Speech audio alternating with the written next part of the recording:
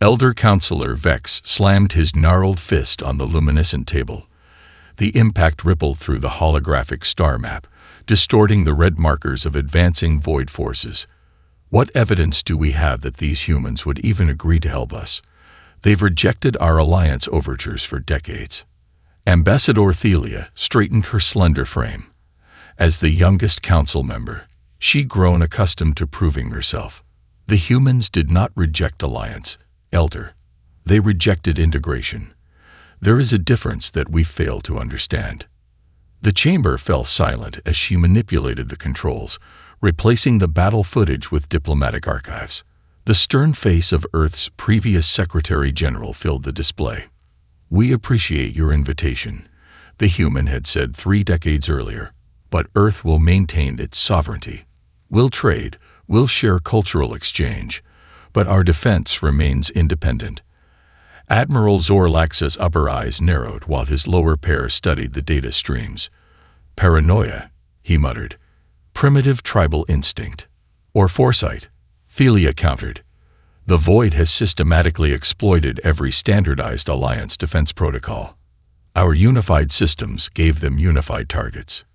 She projected new data, trade manifests showing Earth purchasing unusual quantities of raw materials, movement of ships designated as scientific expeditions that seemed to patrol sovereign borders. They've been preparing while appearing neutral. Science Minister Claverian joined the conversation, her translucent appendages flickering with bioluminescent unease. Human physiology is remarkably resilient. Their endocrine system enables sustained stress response without typical cognitive impairment. Their historical records show capacity to function under conditions our species would find incapacitating. "You speak of their violence," Counselor Ethar said softly, 14 eyes blinking asynchronously in distress. "The simulations suggest they annihilated significant portions of their own population multiple times before achieving space travel." Thelia nodded. What species could better understand existential threat than one that repeatedly brought itself to the brink? They call it World War. They have categorized and numbered these events. The Council exchanged troubled glances as Thelia continued displaying human military history. Medieval formations gave way to mechanized warfare, then digital systems, then hypersonic weapons. The technological progression wasn't particularly impressive. The Raxiri achieved similar capabilities millennia earlier, but the intensity and frequency of conflict was unprecedented among spacefaring civilizations. Most concerning, Admiral Zorlax noted, they continued weapons development during periods officially designated as peace. The High Chancellor, silent until now, finally spoke, voice resonating from his environmental chamber. "Are we so desperate that we would invite such instability into our ranks?" Thelia closed the displays with a gesture. "Chancellor, with respect, instability may be exactly what we need. The Void anticipates our every move because we respond according to optimal strategic matrices. The humans..." She paused. "The humans improvise." Emergency alarms interrupted the debate. A Void battle group had broken through the Proxima Centauri containment line, 2 cycles ahead of projections. Projected casualties scrolled across the room's displays. Millions more refugees within days. "We no longer have the luxury of philosophical debate," Thelia said quietly. "I'll depart for Sol system immediately." The Chancellor's environmental pod hummed as he considered the proposal. Finally, he inclined his massive head. "Make your appeal to these humans, Ambassador. Emphasize our desperation. It seems they understand that condition well." General Chen led the Alliance delegation through security checkpoints that seemed unnecessarily complex to Ambassador Thelia. Retinal scans, voice recognition, and even physical keys turned in mechanical locks. Technology the Alliance had abandoned centuries ago. "Redundant systems," Chen explained, noting Thelia's confusion. "Digital security can be hacked. Physical barriers must be overcome." The underground command center hummed with activity. Humans in various uniforms moved with purpose, their voices overlapping in multiple languages despite universal translator technology being readily available. On massive screens, Alliance Void battles played in real time, annotated with human military symbols Thelia couldn't decipher. "You've been watching us die," she said, unable to keep accusation from her voice. President Santiago, a woman with steel-gray hair and eyes that seemed to evaluate everything simultaneously, nodded without apology. "We've been learning. Your civilization developed in relative peace. Ours emerged from constant conflict." She gestured to a young officer who projected a holographic display of void tactics over the past 30 years. "The crystalline entities adapt to pattern recognition. Your military doctrine emphasizes optimal response calculated from historical data." "Of course," Admiral Varick from the Alliance delegation interjected. "Our battle computers process millions of variables to determine the most efficient countermeasure." General Chen exchanged glances with Santiago.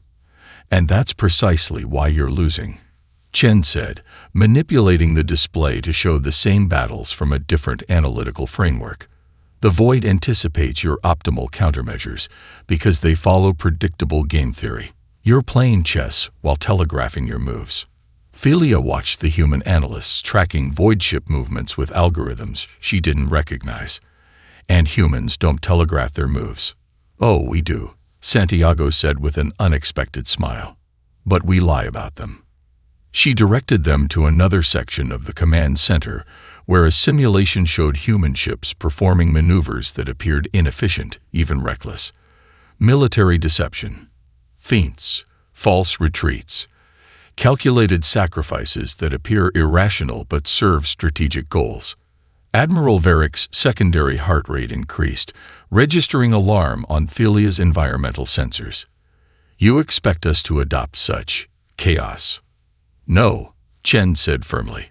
"We expect you to continue exactly as you have been. Your predictability becomes our advantage. The Void will focus on countering your expected response, while we strike from unexpected vectors." Santiago led them to a secure conference room, where detailed Alliance battle plans were already displayed alongside human alternative strategies.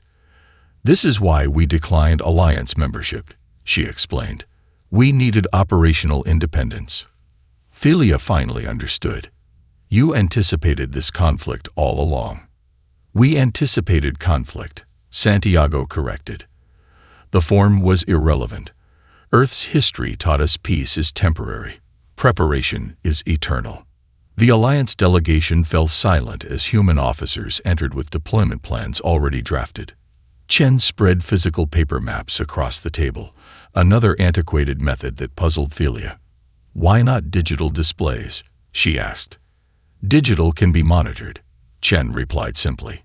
"The Void has compromised your communications networks. We'll use methods they can't anticipate because they're too primitive for their consideration." Santiago's expression grew serious. "Ambassador, your council authorized you to request our assistance. We're prepared to offer it, but understand this isn't a traditional alliance. We will fight alongside you, but not like you." Thelia considered the implications. The alliance needed salvation, not philosophy. "What do you require from us?" "Transport for our troops and permission to operate independently within your command structure," Chen answered. "And one more thing." She paused. "Alliance leadership must acknowledge that victory may require tactics they find uncomfortable." Santiago's voice softened. "We've studied the Void extensively. Defeating them will require approaches beyond conventional warfare. Your people must be prepared for how humans fight when our survival is threatened." Colonel Wei gestured the Alliance observers toward a circular chamber where human soldiers engaged in what appeared to be ritualized combat. Bodies collided with controlled violence, fighters using techniques that seemed unnecessarily diverse. 97 distinct martial arts represented in our combat division alone, Wei explained. Each developed in isolation on Earth, each solving different combat problems under different conditions. General Kravtor of the Alliance delegation watched with professional disapproval. "Inefficient. Your military analysts should have determined the optimal combat system and standardized training accordingly. Wei's expression remained neutral. Optimization creates predictability. Diversity creates adaptation. He led them through a doorway into what appeared to be a primitive fabrication facility.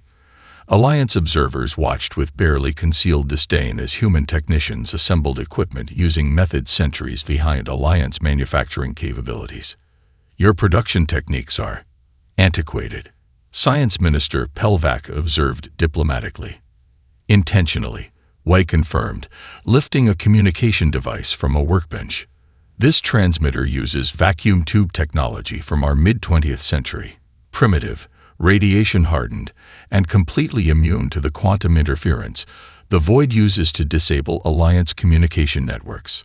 He activated the device, producing a harsh, static sound. Not elegant, but functional when everything else fails. Pelvac's sensory appendages twitched with sudden interest. You deliberately maintain technological regression. We maintain technological diversity, Wei corrected. Our most advanced systems exceed Alliance specifications in several domains. But alongside them, we maintain mastery of every technological stage our species has passed through. He directed them to a shooting range where human soldiers practiced with projectile weapons. Ballistics. Admiral Taranev scoffed.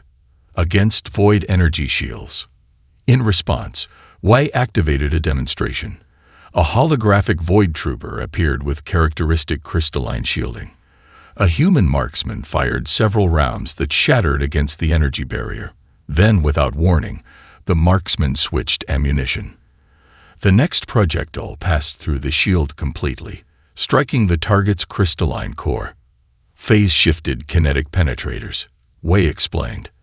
The shield expects energy weapons or standard materials. These rounds vibrate at precisely the resonant frequency of void defensive systems. Old technology, new application. The Alliance delegation fell silent as the implications became clear. You've been developing counter-void weaponry while maintaining neutrality, Kraftor said accusingly. We've been developing survival options, Wei corrected.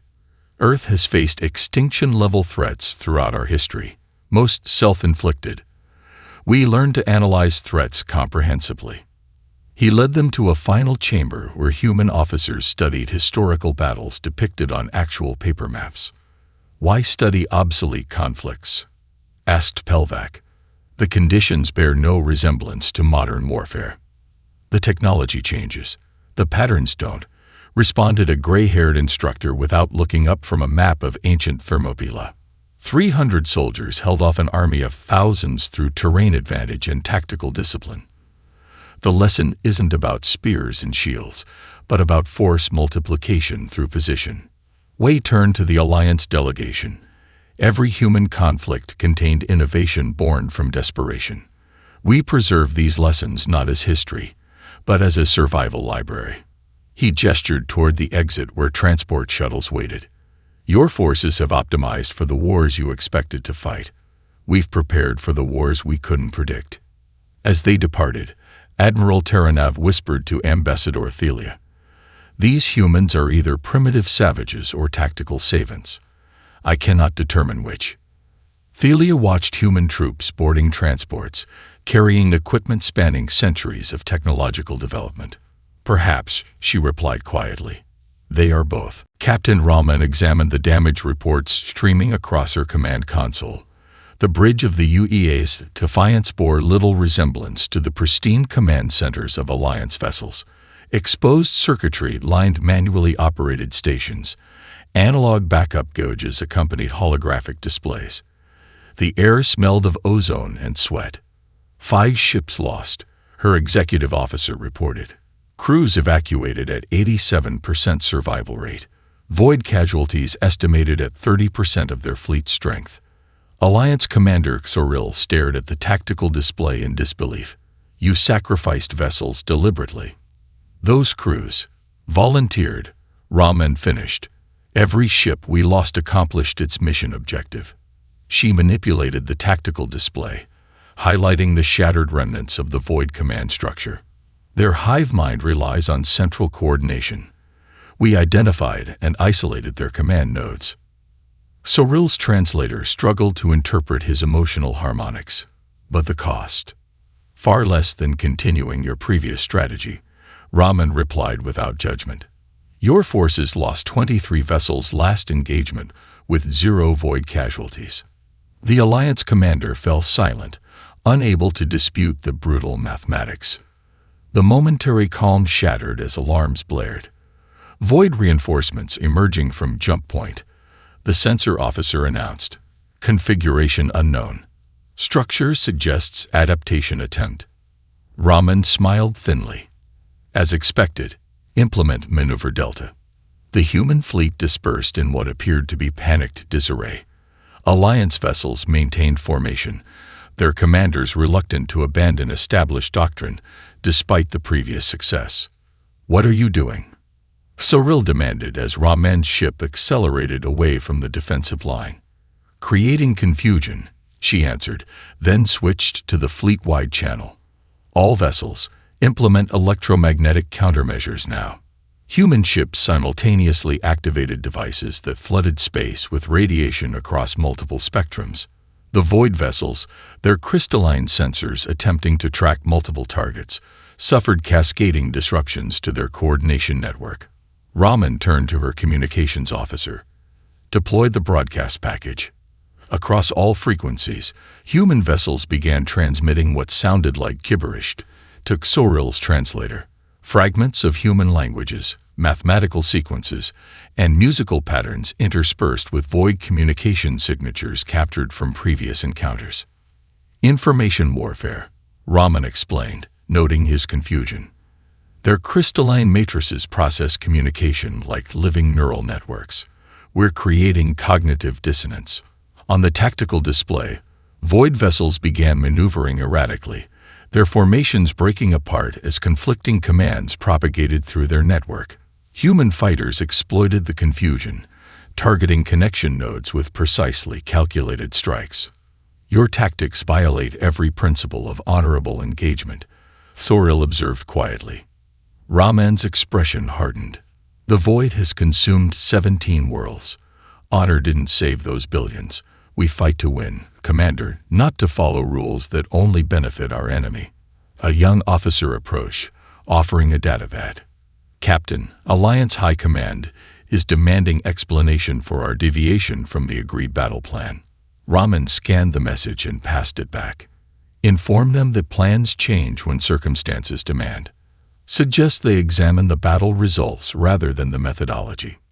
She turned back to Soril. Your people have fought this enemy for decades following the same doctrine, expecting different outcomes. We've encountered the void exactly once and achieved what your fleet could not in 30 years. The Alliance commander's posture shifted slightly. And what happens when the void adapts to your methods as well? Raman's smile returned, fiercer than before. Then we adapt again. That's the difference between us, Commander. Your doctrine seeks the perfect solution. Humans accept there is no perfect solution, only the next solution. Around them, the remnants of the void fleet retreated, their crystalline structures pulsing with unfamiliar patterns. The first true defeat they had experienced in a generation. They're learning, Soril observed. So are we, Raman replied. And humans have always been very quick studies. Commander Jackson removed her bandage to reveal a jagged wound across her forearm. The Alliance medical officer recoiled at the primitive sutures holding the flesh together. You refused regenerative treatment, General Vex asked, mandibles clicking in disapproval. Field medic patched me up so I could keep fighting, Jackson replied. Regen tanks take soldiers off the battlefield. We can't spare the personnel. The emergency session of High Command continued as Jackson projected combat statistics onto the central display. Alliance officers watched with growing unease as evidence mounted. Units with human integration showed dramatically improved survival rates and mission success. The statistical anomalies cannot be disputed, admitted Strategic Director Zilvan. However, the methods remained deeply concerning. Jackson zoomed in on footage from the Proxima engagement. The mixed human Alliance squad had encountered heavy void resistance. The Alliance soldiers maintained formation until their human counterparts broke protocol, using terrain features for cover instead of relying on shield technology. When void forces adapted to Alliance shield frequencies, your troops were exposed, Jackson explained. The humans pulled them into cover, saving 63% of a unit that would have been completely lost. General Vex's appendages twitched irritably. By abandoning their assigned position and compromising the larger battle plan, by adapting to changing conditions, Jackson countered. And they still completed their primary objective. The footage continued, showing human soldiers teaching Alliance troops to use physical barriers as protection when energy defenses failed. Later segments revealed combined units developing impromptu communication systems when standard channels were compromised. The contamination spreads beyond tactics, observed Science Minister Relic. Alliance troops are exhibiting behavioral changes after extended contact with humans. New footage showed Alliance soldiers participating in human rituals, sharing meals, engaging in physical training exercises, even joining in what appeared to be ceremonial chanting before engagements. The humans call it unit cohesion, Jackson explained. They fight harder for those they form social bonds with. It's tribal primitivism, Vex insisted. We evolved beyond such attachments precisely because they cloud strategic judgment. Jackson approached the display and highlighted survival metrics. With respect, General, your evolution hasn't served you well against the void. These primitive attachments motivate human soldiers to take extraordinary risks for their comrades, risks that have repeatedly turned the tide of engagements. Strategic Director Zilvin studied the data with all 4 eye clusters. The improvement metrics cannot be ignored, yet I share the General's concerns. These humans fight with disturbing zeal. We fight like our survival matters, Jackson corrected. Because it does. She displayed new tactical projections. The void adapts through perfect analysis of patterns. We're teaching your forces to become unpredictable, to think beyond their training. Medical telemetry appeared alongside the battle data. Stress hormones, neural activity, decision-making metrics from Alliance troops before and after human integration. Your soldiers are learning to trust their instincts, Jackson continued, to make field decisions without waiting for command authorization. The void cannot anticipate what you yourselves don't plan. Admiral Cortax, who had remained silent until now, finally spoke. Commander, what you describe is not merely tactical adaptation. You are fundamentally changing how our species approach warfare. Jackson nodded without apology. Yes, Admiral, because your approach was failing. The room fell silent as the implications settled. Centuries of military doctrine challenged by weeks of human intervention. The question before this council, Jackson said quietly, is simple. Do you value victory more than tradition? Admiral Cortax studied the battle projections, then looked to his fellow commanders. Perhaps, he said carefully, we should consider that these humans were not infected by our civilization's order, but rather, we are being cured by their chaos. General Chen stood before the holographic representation of the Rigel system, her weathered face illuminated by the swirling stellar cartography. Alliance commanders surrounded her, their expressions ranging from skepticism to desperate hope. Standard doctrine would place defensive formations here and here, Chen indicated, highlighting the traditional choke points. The Void expects this. Their last 3 major victories followed nearly identical patterns of engagement.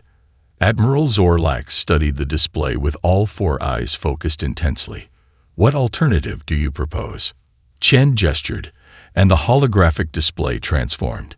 Human vessels appeared in configurations that made several Alliance commanders visibly uncomfortable.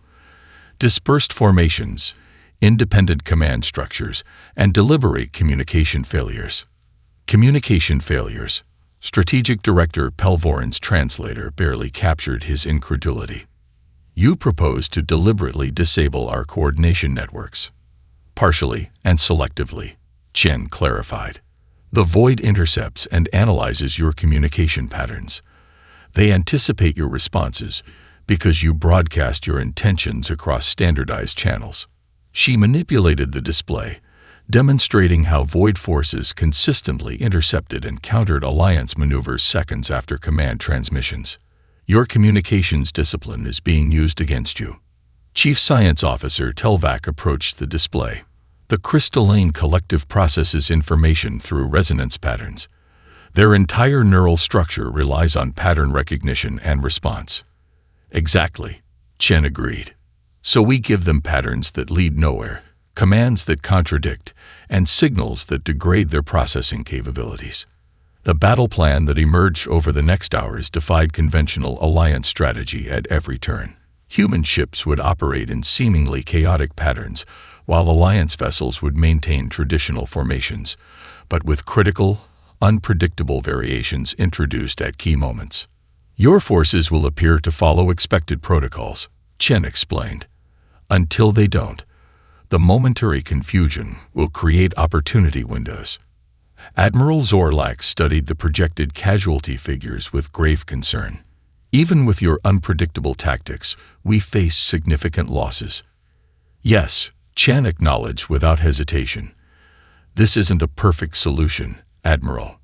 There are no perfect solutions in warfare, only acceptable outcomes. As the Rigel engagement commenced, Alliance Command watched with mounting anxiety. The battle unfolded nothing like the elegant, coordinated conflicts of their military tradition. Human vessels executed erratic maneuvers, broadcasting fragmented communications that appeared nonsensical.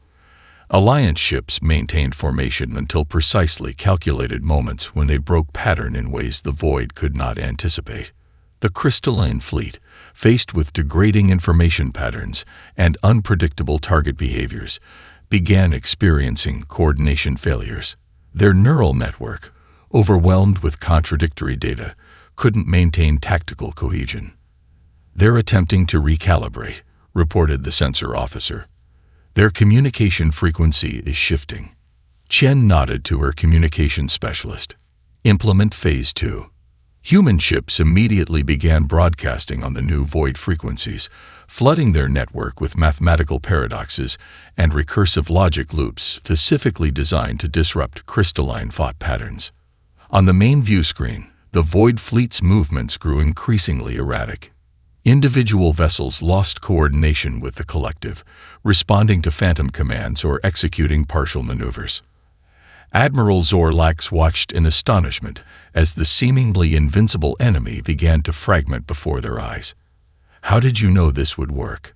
he asked Chen quietly. There were no historical precedents for such an approach. Chen observed the battle with calm determination. Humans have been exploiting communication vulnerabilities against each other for millennia. Admiral, we call it electronic warfare. Against biological adversaries, it creates confusion. Against a hive mind like the Void, it creates chaos, Zorlax finished, understanding dawning in his expression. And chaos, Chen replied as the Void fleet began to retreat, is an environment humans have evolved to thrive within. Captain Reyes moved deeper into the abandoned Void research facility, his helmet lights illuminating crystalline structures that seemed to pulse with residual energy. Science Director Linar followed, her environmental suit highlighting her alien physiology. These storage chambers, Reyes noted, gesturing to the rows of biological containment units, they're organized by species genomic complexity. Linar's translator hesitated before processing her response. Yes, the Void categorizes life forms by adaptive potential. They reached the human section, 3 times larger than any other species allocation. Inside each container, suspended tissue samples glowed with subtle bioluminescence as preservation fields maintained cellular integrity. They've been running simulations, Reyes realized, accessing a still functional terminal, testing genetic adaptations against various extinction scenarios. The data streams confirmed his suspicion. The Void had been modeling human evolutionary responses to environmental pressures, pathogenic exposure, and radiation variables. Each simulation tracked adaptation rates across generations. They fear us, Reyes said quietly. Not just our weapons or tactics, our biological potential. Linner's appendages twitched uncomfortably. Captain, there's something you should understand about human physiology from our perspective. She hesitated before continuing. Most spacefaring species evolved through stable optimization. Our genetic diversity narrowed as advantageous traits became fixed. It's why many alliance species appear similar despite evolving on different worlds. Convergent evolution. Rice nodded. Common solutions to common problems. Exactly. But Earth. She manipulated the terminal, displaying comparative genomic analyses. Your planet never stabilized. Mass extinctions, radical climate shifts, geographical isolation of populations. Earth repeatedly reset its evolutionary pathways. The display shifted to human DNA alongside other species. The difference was immediately apparent. Where alliance species showed elegant, streamlined genetic structures, human DNA contained vast regions of apparently redundant material, evolutionary artifacts from countless adaptive branches. Genetic memory, Linner explained. Your DNA retains adaptation pathways from evolutionary branches that otherwise disappeared. These dormant segments can reactivate under suitable pressures. Ray studied his own genetic profile with new understanding. We're walking toolkits of evolutionary options. Options the void cannot predict. Linner confirmed. Their entire existence relies on pattern recognition and response. You represent potentially infinite pattern variations. A lieutenant approached with additional findings. Captain, we've discovered simulation data testing human immune responses against void crystalline structures. Reyes reviewed the data, his expression darkening. They're afraid our immune systems might eventually recognize their crystalline matrices as pathogens and develop countermeasures naturally. The implications settled heavily in the chamber. Humans weren't merely tactical assets. They represented an existential threat to the void's very nature. Your council knew this when they approached Earth, Rice said, turning to Linner. You weren't just seeking military assistance. You were deploying a biological countermeasure. Linner's posture shifted in what Rice had learned to recognize as discomfort. Some on the council suspected human potential might exceed conventional warfare applications. Yes. Rice contacted the human command ship. General Chen needs to see this immediately. As the data transmitted, he studied the vast collection of human genetic material. Thousands of samples from different populations, each categorized by adaptive potential. Why didn't the void simply attack Earth directly? Lieutenant Santos wondered aloud. If we're such a threat, because they don't understand us, Rice realized. They've been studying our biology, our genetics, our potential, but not our determination. He closed the terminal with a decisive gesture. And that's exactly why we'll defeat them. Linner observed the human team preparing to depart, noting how each member moved with renewed purpose after learning the truth. Captain, she said quietly, does this knowledge change your commitment to our alliance? Reyes considered the question carefully. It changes everything and nothing, Director. The mission remains the same. Stop the void. But now we know why humanity must be the ones to end this war. Captain Esther Mukavi studied the holographic representation of the void nexus, its crystalline structure rotating slowly before her. The combined fleet's most brilliant minds had devised a solution that could end the war, a disruptive waveform that would shatter the void's unified consciousness into fragments. But delivering it required reaching the nexus core. The defensive arrays are adaptive, explained Alliance engineer Trelev. They recognize and counter any approach pattern within microseconds. Then we don't use a pattern, Mukabi replied, her dark eyes never leaving the display. We use chaos theory. The bridge of the UES Perseverance hummed with activity as human and Alliance crew finalized preparations. Lieutenant Commander Rivera approached with the final volunteer roster. 28 craft, Captain. 14 human, 14 Alliance. All volunteered despite the probability assessment. Mukabi nodded, scanning the names. They understand what's at stake. Admiral Zorlax entered the bridge, his normally formal posture showing subtle signs of fatigue after months of constant battle. "Captain, High Command has reviewed your proposal. They've authorized the mission despite the projected losses." "Thank you, Admiral," Mukabe replied. "And the disruptive waveform?" Science Director Linar incorporated the human genetic sequences as you suggested. The waveform now carries elements the void cannot predict or adapt to, fragments of human evolutionary chaos encoded in the signal itself. Mukabe allowed herself a small smile. "Fitting. We'll defeat them with the very unpredictability they fear." As the strike team prepared for departure, Mukabe addressed them through the ship-wide communication system. She avoided grand speeches or flowery language. Humans and their alliance comrades had moved beyond such needs. "The mathematics are clear," she stated evenly. "This mission offers minimal survival probability, but maximum strategic impact. You've all volunteered knowing this equation. Remember your training. Trust your teammates. Create unpredictable patterns. When standard approaches fail, improvise." The strike vessels launched, small and agile compared to the massive fleet vessels providing cover. As they approached the nexus, void defenses activated immediately, crystalline structures pulsing with energy as they analyzed incoming trajectories. "Implement chaotic approach vectors," Mukabe ordered. Each vessel select random course corrections at irregular intervals.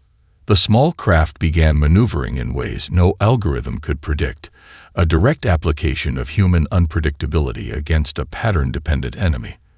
The void defenses, attempting to track and target the approaching vessels, struggled to establish firing solutions. Several strike craft were lost despite their erratic movements, crystalline beams finding their marks through probability rather than prediction. Yet the surviving vessels penetrated deeper into the nexus structure than any previous assault had managed. "Primary defenses breached," reported the tactical officer. "Approaching secondary barrier. Casualty rate at 30%, but remaining craft maintaining integrity." The secondary barrier proved more challenging, an oscillating crystalline field that analyzed and adapted to any energy signature it encountered. 3 more vessels were lost attempting to penetrate it before Lieutenant Kavita Singh discovered a vulnerability. "The field has harmonic resonance patterns," she transmitted from her craft. "If we modulate our shields to create interference waves." The remaining strike craft adjusted their shield frequencies, creating cascading disruptions in the crystalline barrier. An opening appeared briefly, just long enough for several vessels to slip through. "Captain, we've reached the tertiary defense layer," transmitted Commander Chen Wei from the lead vessel. "But the delivery system is damaged. We can't transmit the waveform at sufficient power to penetrate the core." Mukabe received the damage assessment with calm resolve. The mission parameters had always included this possibility. "Understood, Commander. Proceed to Contingency Alpha."